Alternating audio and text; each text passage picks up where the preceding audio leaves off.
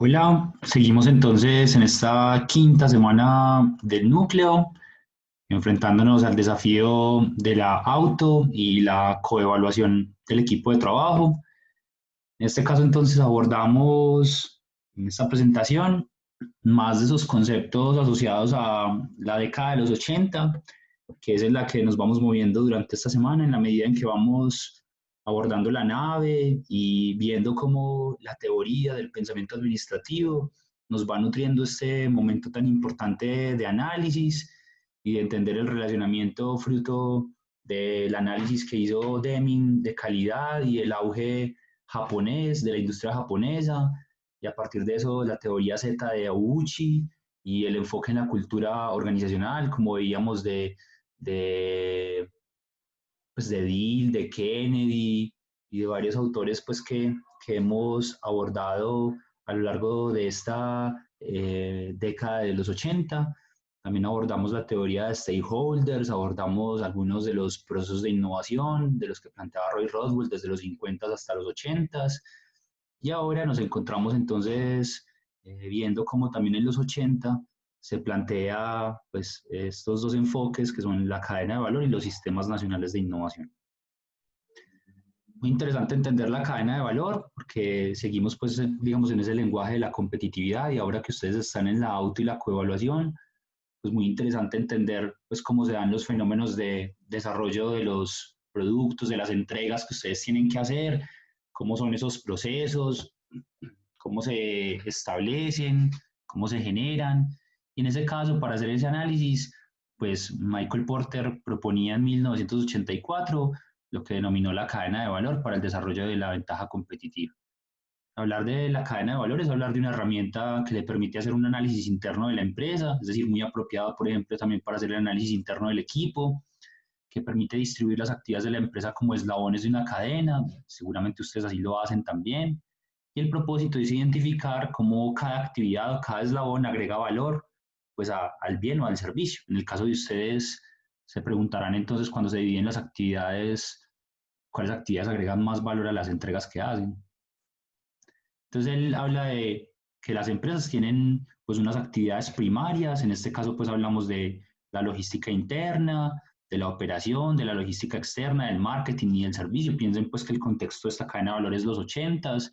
cuando hablaba de la logística interna se plantean actividades relacionadas con la recepción, el almacenaje, la distribución de insumos necesarios para elaborar el producto. Cuando se habla de la operación se habla de las que están relacionadas con la transformación de los insumos o de la materia prima en el producto final. La logística externa, entonces, las que pues, están relacionadas con el abastecimiento del producto terminado y cómo se lleva el producto al cliente. Las de marketing, pues las que dan a conocer con respecto a la promoción y la venta del producto.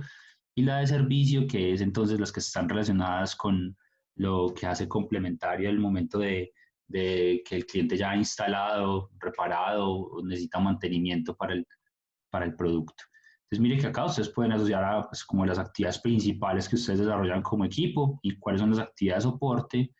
que las denominaba pues Porter como las de infraestructura de la organización, que son las que prestan apoyo a toda la empresa, desde términos de planeación, finanzas, contabilidad, las de recursos humanos, pues relacionadas con atracción, búsqueda de talento, contratación, entrenamiento y desarrollo del personal, las de desarrollo de tecnología, que son las de investigación y desarrollo, con el propósito de apoyar al resto de actividades, y las de compras, que son las de aprovisionamiento. Entonces, el propósito de la cadena de valor, recuerden, es identificar las actividades principales, las actividades de soporte y cuáles de estas agregan más o menos valor a lo que la empresa pues finalmente hace.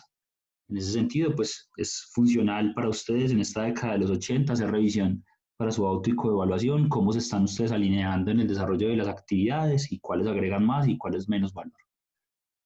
En términos de innovación que sucedía en los 80, pues con mayor fuerza los evolucionistas, los discípulos de Schumpeter, renuevan el pensamiento schumpeteriano y empiezan a hablar de una teoría evolutiva. Uno de los principales representantes son Nelson y Winter, que en 1982 proponen los regímenes de innovación, y en los regímenes de innovación plantean pues básicamente dos: un régimen emprendedor, que es el que es favorable para la llegada de nuevas innovaciones y desfavorable para las empresas que están establecidas, y el régimen rutinario, que es el que pues le da condiciones favorables a las empresas que ya están establecidas, que van estableciendo además rutinas de innovación, pero es desfavorable para los nuevos innovadores. Entonces, esos son como dos regímenes que plantean Nelson y Winter.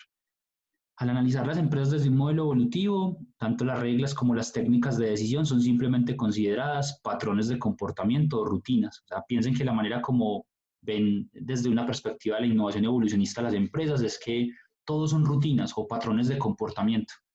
Entonces, la idea es profundizar en esas rutinas y patrones de comportamiento para ser cada vez más eficiente, pero también entender cómo esos cambios en esas rutinas lo que hacen es permitir los procesos de innovación. Entonces hay que entender también cuáles son las rutinas, por ejemplo, del equipo de trabajo, cuáles son esos patrones de comportamiento y cuáles consideran ustedes que están propendiendo por innovación, por el cumplimiento de las entregas y cuáles ustedes consideran están afectando la entrega y los objetivos y el desempeño en el núcleo para entonces intervenirlos y generar en ese cambio de rutina e innovación. Se empieza a hablar también de los sistemas nacionales de innovación, es decir, que en este caso yo les formularía una pregunta. ¿Ustedes consideran, por ejemplo, que hay países más innovadores que otros? ¿Y por qué? Y estoy seguro de que ustedes al pensarlo dijeron que sí y se imaginaron pues todas las condiciones que puede ofrecer un país para que una persona o una empresa innove y se dan cuenta que algunos países ofrecen mejores condiciones que otros. Y eso fue lo que finalmente plantearon Freeman y Lundvall. Ellos dijeron, sí, claro, o sea, lo que hay que hacer es entender, diagnosticar las condiciones de un territorio para la innovación y cómo entonces se pueden intervenir para favorecerla. Entonces ellos lo que hacen es entender primero ya la innovación como un proceso evolutivo, que ya lo planteaban pues Nelson y Winter, y cómo lo importante acá son los procesos de aprendizaje, ¿cierto? Que conducen a la innovación. Y cómo finalmente hablar de la innovación como un sistema nacional es pensar en las redes de relaciones que son necesarias para que cualquier empresa pueda innovar. La influencia, por ejemplo, del sistema educativo, las relaciones laborales, las instituciones técnicas y científicas, las políticas gubernamentales, las tradiciones culturales y muchas otras instituciones nacionales que influyen en que una empresa pues tenga el ambiente propicio para poder innovar. Esto se empieza a trabajar en los 80. Entonces también, por ejemplo, para ustedes, ¿cómo en el análisis que han hecho del problema, del entorno, ahora que se están analizando ustedes como equipo, han también entendido cómo lo que los rodea los ha afectado positivo o negativamente en el comportamiento del equipo? Eso lo pueden asociar a la visión de los sistemas nacionales de innovación. Con esto entonces los dejo para que sigan trabajando y profundizando en lo que es su auto y coevaluación en función de la teoría de la cadena de valor de Porter y un poco de evolucionistas desde Nelson y Winter en innovación y de los sistemas nacionales de innovación de Freeman y Lundvall. Hasta luego.